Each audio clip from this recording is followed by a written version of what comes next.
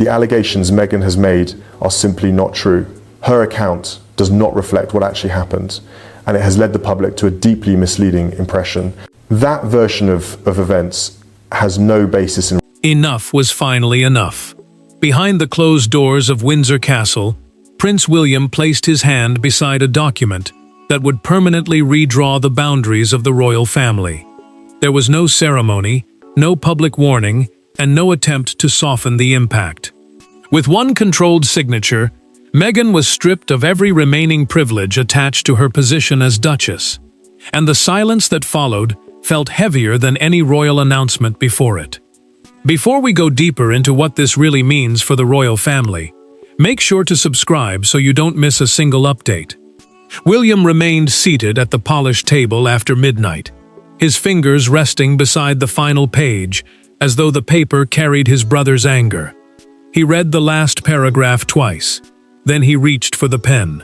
The emergency royal decree, a special order used to protect the crown when ordinary rules are too weak, would end Meghan's ceremonial precedence, palace access, staff support, representation at crown events, and authority linked to royal patronage. Those privileges had made the Duchess title more than a name. Now they were being removed in one stroke. Charles watched from across the room, his face drawn with exhaustion. The king did not interrupt, yet his lowered eyes revealed what official language could not hide. A family wound was becoming policy. He understood why the decision mattered. Meghan's continued access had created confusion over who spoke for the monarchy, while her remaining privileges allowed private projects to appear connected to the crown. For William, that uncertainty had become dangerous. For the monarch, ending it meant accepting that another bridge to Harry might collapse. The prince signed. His hand did not shake, but he set the pen down slowly, and that pause exposed the cost. A sealed internal review, a confidential palace investigation kept from public view, had concluded that Meghan's remaining privileges repeatedly created conflict, blurred authority, and exposed the institution to reputational risk. Only a few had seen the findings. Even fewer knew the decree would take effect immediately. A senior court official stepped forward without speaking. He opened a velvet folder, removed Meghan's embossed access card, and placed it inside a locked case. There would be no grace period, no transition, and no final use of the privileges already withdrawn. Charles watched the card disappear, then asked the question both men had avoided. "Has Harry been told?" William looked toward the closed door. Not yet. The decree had taken only seconds to sign, but before dawn, the people tied to Meghan's title would be forced to confront what William's decision had taken from them, and what it revealed about the family they could no longer pretend was united. This was never only about a title. Behind the language of privilege, protocol, and royal responsibility stood two brothers who had once walked side by side through grief, duty, and the crushing expectations of the crown. William's signature did not merely reduce Meghan's position. It struck directly at Harry's deepest fear, that the institution he had left behind would one day decide his wife no longer belonged to it at all. Harry heard the phone vibrate before sunrise and knew at once that the silence from Windsor had ended. He stepped away from Meghan before answering, hoping distance might somehow soften whatever was coming. It did not. A palace official delivered the decision in careful language, explaining that the Duchess' privileges, the practical rights attached to Meghan's royal position, including access, precedence, staff support, and official representation, had been removed under William's signed decree. The prince had acted without calling him first. His face changed before the conversation ended. Anger tightened his jaw, but the deeper wound came from recognition. William had always believed royal status carried a price: service, restraint, and responsibility to the institution. Harry knew that belief was not new. What made this moment unbearable was the future king's decision to enforce it against his own family, knowing exactly how deeply the blow would land. Meghan watched him return and understood that something permanent had happened. She did not rush toward him or demand the phone. She waited until he finally said that the decree was real.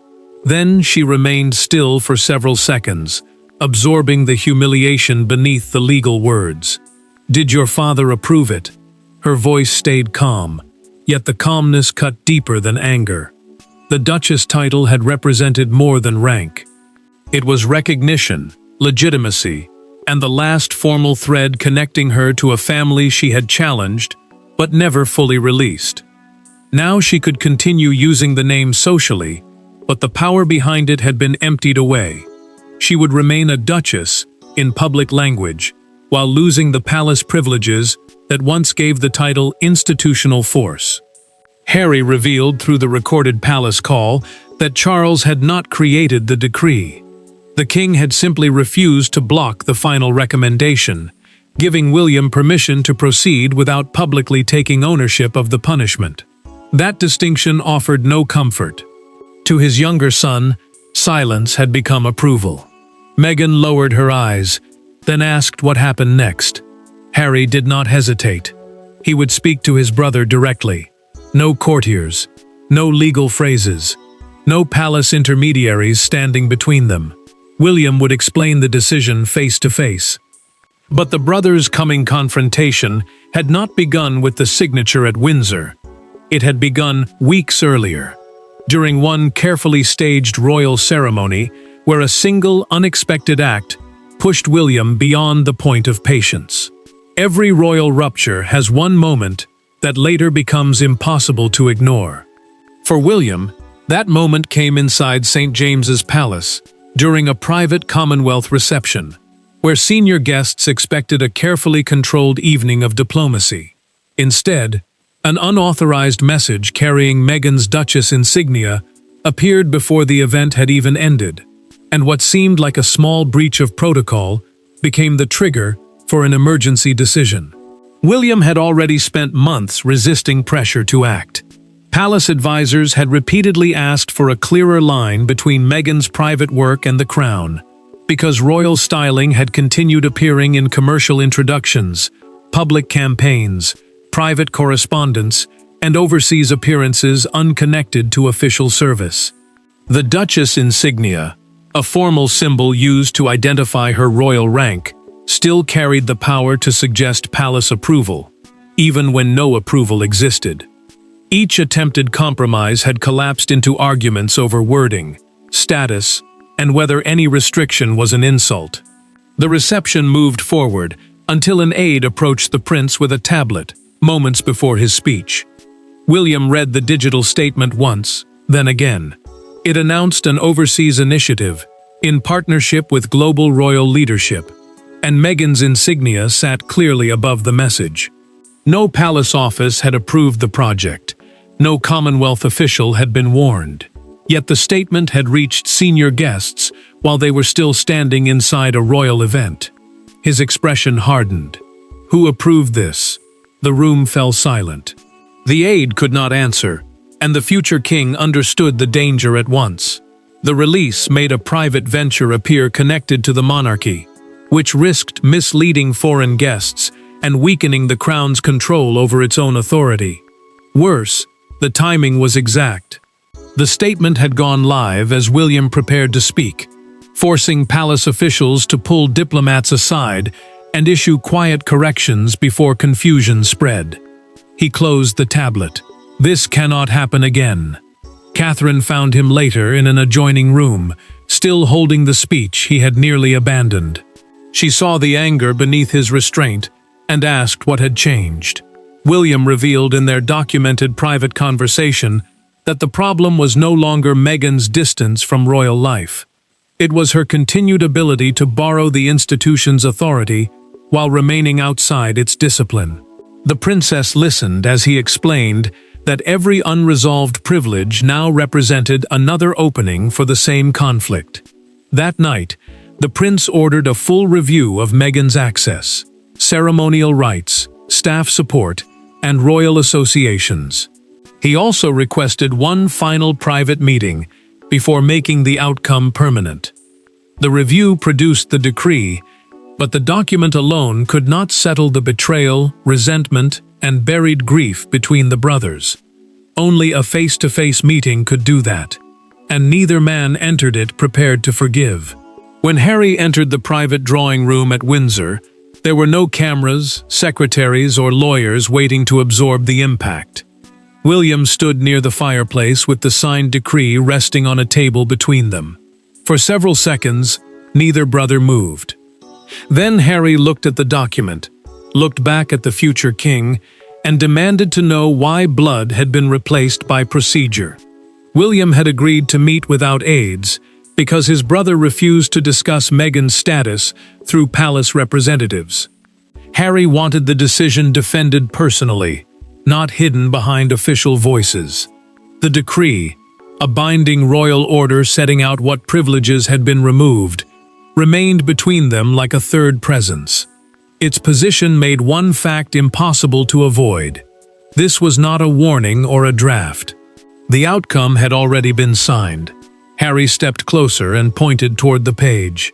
He accused William of punishing Meghan because she had refused to stay silent, obey expectations, or fit the version of royal life chosen for her.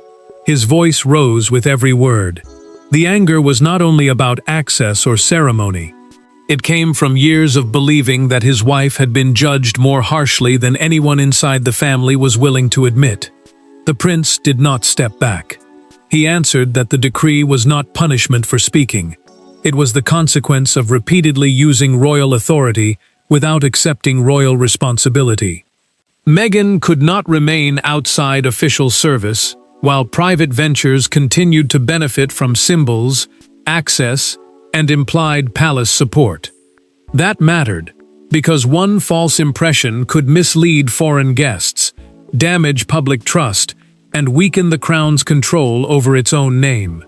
William pushed the document across the table. He told Harry to read every clause, but he would not withdraw a single one. Harry stared at the signature before revealing what Meghan had told him during their private conversation. She had expected tighter restrictions. She had even prepared herself for reduced access, but she never believed the future king would remove every institutional privilege at once, while leaving the Duchess title publicly intact. To her, it felt like erasure without the honesty of openly taking the name away. The accusation landed hard, but William held his ground. He disclosed that several narrower options had been considered and rejected. Each one left loopholes through which palace symbols, staff contacts, residence access, or implied endorsement could still be used. Half measures had already failed. The decree closed every remaining door. Harry's anger suddenly narrowed into one question. Did our father support this? William said nothing. The silence lasted long enough to deliver the truth before he finally answered. He chose not to stop it. Harry had entered the room prepared to fight his brother, but the knowledge that their father had allowed the decree to stand shifted the conflict toward the one man whose quiet approval had made William's authority impossible to challenge. William signed the decree, but the power behind it came from a far more painful place. Charles did not raise his voice, issue a command, or publicly condemn anyone. He simply declined to intervene. In the machinery of monarchy, that silence carried enormous weight. For Harry, it felt like abandonment. For Meghan, it confirmed that the king had chosen the institution's survival over one final chance at reconciliation. Charles sat alone with the final review file beneath his hand. He removed his glasses and placed them on the desk without reading the recommendation aloud. The reigning monarch still held the highest authority, meaning he could have delayed the decree or stopped it completely. Yet he allowed William to lead because the crisis concerned the future boundaries of the crown, and the prince was increasingly expected to defend the standards he would one day inherit. The king kept his palm on the folder as though closing it would make the family loss permanent. He knew why the decision mattered. Meghan's remaining privileges could still create the impression of palace approval, while another failed compromise would weaken William before his future reign had even begun. But duty did not remove guilt. It only forced him to carry both at once.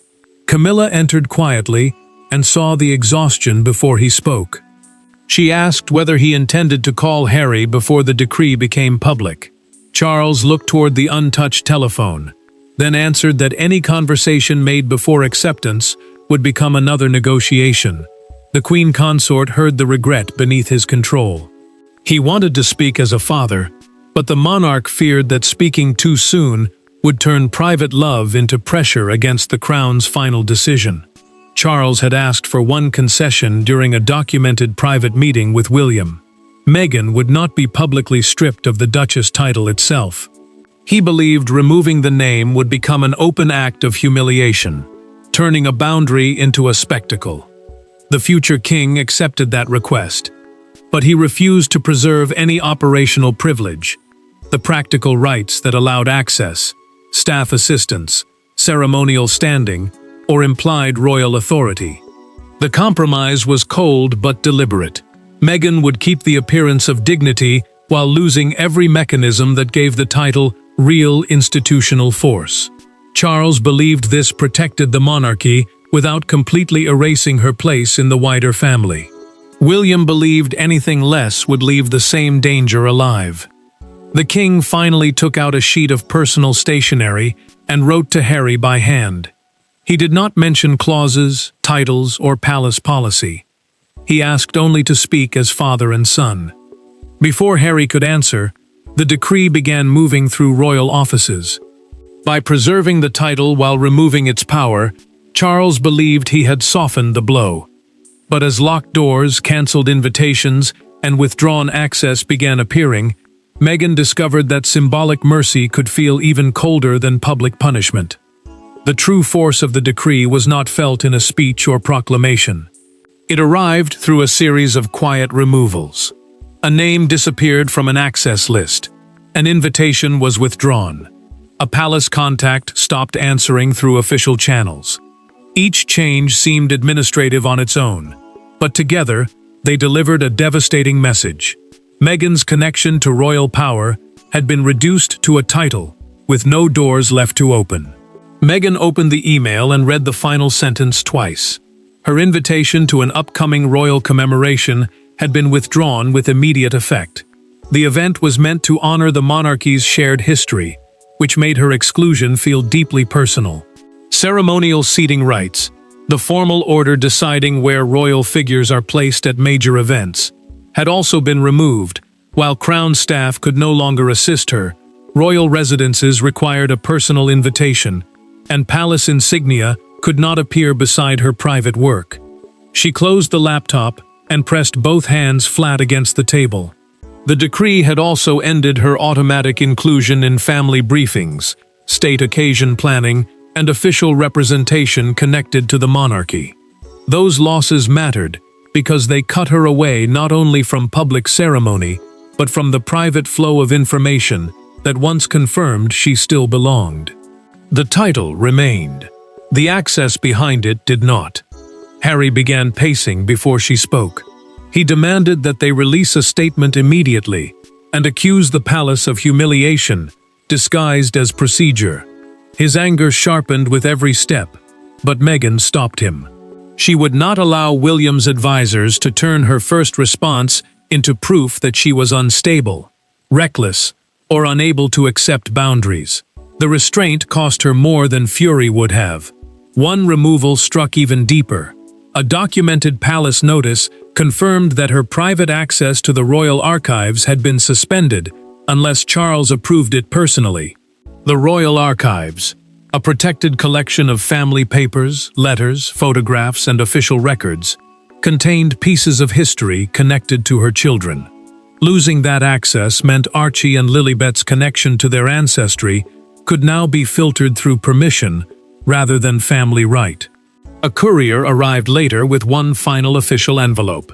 Meghan recognized the active Duchess markings immediately.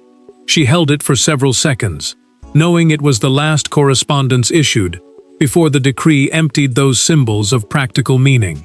The paper looked unchanged. Everything behind it had vanished. Her anger settled into something colder. Meghan asked Harry to leave the room, then reached for her phone. Instead of attacking the palace, she called the one person she believed might explain why William had chosen such complete removal. Catherine answered. Meghan's decision not to answer with fury changed the emotional balance of the crisis. And when Catherine accepted the call without advisors or conditions, two women long divided by suspicion were forced into their most honest conversation yet. There were no courtiers listening, no prepared statements, and no husbands speaking on their behalf. Catherine and Meghan spoke privately, woman to woman, with years of resentment sitting between every carefully chosen sentence. Meghan expected defense of William. Catherine offered something more difficult, an explanation. What followed did not restore trust, but it stripped away the comforting belief that either side had reached this moment without causing harm. Meghan had called because Catherine had been close enough to William's deliberations to understand more than the language written inside the decree. The princess knew the formal reasoning, but she also knew the doubt, anger, and family pressure behind it. Before continuing, she set one condition. Neither woman would record the call, repeat private words publicly, or use the conversation as leverage between the brothers. Meghan agreed. For once, the palace would not stand between them. Her first question came without softness. Had Catherine wanted every privilege removed? The princess paused long enough for the silence to become painful. Then she answered that she had wanted the confusion to end. Royal privileges, the official access, support, and authority connected to a title, could not keep serving private projects while the responsibilities behind them were rejected. Yet she had never wanted the decision to become another wound between Harry's family and William's. Ending uncertainty was one thing, deepening a family fracture was another. Meghan listened, then admitted what the decree had done to her. It proved that no matter what life she built outside royal walls, the palace could still redefine her identity with one signature. She could succeed publicly, raise her children far away, and speak in her own voice. Yet the crown still held the power to decide what remained behind the word Duchess. That was why the loss felt larger than access cards or invitations. Catherine revealed through the unrecorded private conversation that William had nearly delayed the decree. He had worried about how the decision might affect Archie and Lilibet, especially their future connection to the family's history. But the St. James's Palace statement changed him. Its exact timing convinced the prince that another warning would not solve the problem. It would only delay the next breach. Meghan did not deny the damage. She acknowledged that releasing the overseas statement during William's reception had been reckless. Still, she insisted it had never been intended to hijack his event or create false crown approval. Catherine accepted the explanation without calling it innocence. The call ended without forgiveness, but something had shifted. Meghan decided against an immediate legal challenge or media attack. She would not add another explosion before the public had even understood the first one. Their private honesty could not reverse the decree, but it prevented the crisis from becoming an all-out war. And when the decision reached the public, one unforgettable scene outside Buckingham Palace captured exactly how divided the world had become. By morning, the decree was no longer a private family wound. It had become a global spectacle. Broadcasters interrupted regular programming. Front pages carried William's signature like a declaration of war, and crowds gathered outside royal gates to debate whether the future king had protected the monarchy or used its power too harshly. The family's private fracture had finally become a public verdict. Palace communications confirmed that Meghan's operational Duchess privileges had been removed, while insisting the decision did not alter her marriage, identity, or place within Harry's immediate family. Operational privileges meant the practical benefits attached to royal status, including official access, staff support, ceremonial standing, and the ability to appear connected to crown authority. That distinction mattered, because the palace wanted a boundary, not a public declaration that she had been erased. The debate split almost instantly. Some called William's decision overdue accountability, arguing that royal influence could not survive without royal duty. Others saw a severe act against a woman who had already stepped away from working royal life. Every argument carried the same question beneath it. Had the prince protected the monarchy, or had he used its power to punish someone beyond its walls? Harry watched a broadcaster describe the decree as the final institutional separation. His face tightened before the sentence ended. He switched off the television and threw the remote onto the sofa, furious that years of family pain had been reduced to one historic phrase. Meghan remained beside him, silent but steady, refusing to let the headlines drag them into the immediate retaliation she had already rejected. William saw the same coverage from Kensington Palace. His aides praised the clarity of the announcement and the speed with which confusion had been contained. The future king did not join them. He watched the crowds, the signs, and the endless analysis without showing victory. The decision belonged to him now, and so did every consequence. Outside Buckingham Palace, one woman placed a bouquet beneath the gates, with a card reading, "Duty must have meaning." Only a few steps away, another protester raised a sign declaring, "A title without dignity is no title at all." The two messages stood side by side, capturing a country unable to agree on whether justice had been done. A leading newspaper delivered the image that spread worldwide. A fountain pen beside an empty coronet beneath the headline, "The Duchess without a palace." The coronet, a small ceremonial crown marking noble rank, remained in the picture, but nothing stood beneath it. Charles saw that front page and made his decision. He summoned William and Harry for one final private meeting, not to reverse the decree, but to decide what kind of family could remain after it. The public had chosen its arguments, the palace had defended its boundary, and Meghan had refused immediate retaliation, leaving three men in one room to confront the only question that still mattered. What remained when royal privilege was gone? The emergency decree did not erase Meghan, end her marriage, or remove every trace of royal identity. It did something more precise and more permanent. It separated status from power. When William, Harry, and Charles met for the final time after the announcement, none of them entered expecting the old family to return. They came to decide whether love could survive, after privilege, trust, and duty had been pulled apart. Charles opened the meeting without advisors, files, or prepared statements. This was no longer a policy debate. The decree was complete, effective, and beyond negotiation. The king made one point clear. Meghan remained part of the wider family through Harry and their children, but the Duchess title would no longer carry automatic institutional rights. Those rights meant access, staff support, ceremonial standing, and official authority connected to the crown. The name remained. The power did not. Harry looked directly at William and spoke without raising his voice. He said that one day he might understand the duty behind the decision, but he could not forgive the way it had been delivered. No warning, no brotherly call, no final chance to prepare Meghan for what was coming. The future king accepted every word. He did not defend the timing, repeat the palace argument, or reach again for legal language. Charles watched the silence settle between his sons. Then he reached across the table and placed one hand over Harry's closed fist. The gesture did not repair years of anger, but the younger son allowed it to remain. For the monarch, that small act mattered, because it proved the family bond had not been completely destroyed.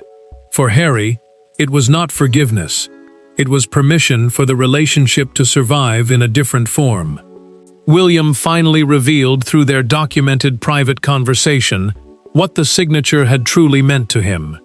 It had not felt like defeating Meghan. It had felt like closing a door he once believed the family might reopen. The admission removed any sense of victory.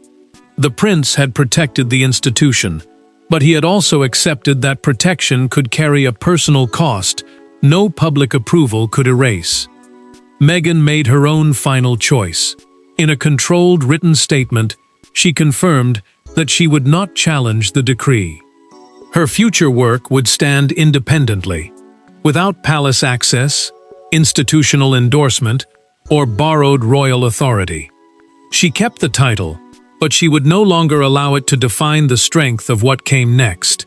There would be no reversal, no hidden clause, and no return to the arrangement that existed before. Meghan remained the Duchess in name, but the crown had withdrawn every privilege behind it, and in doing so, William made one truth permanent. Within the modern monarchy, identity may be inherited, but authority must be earned. Thanks for watching.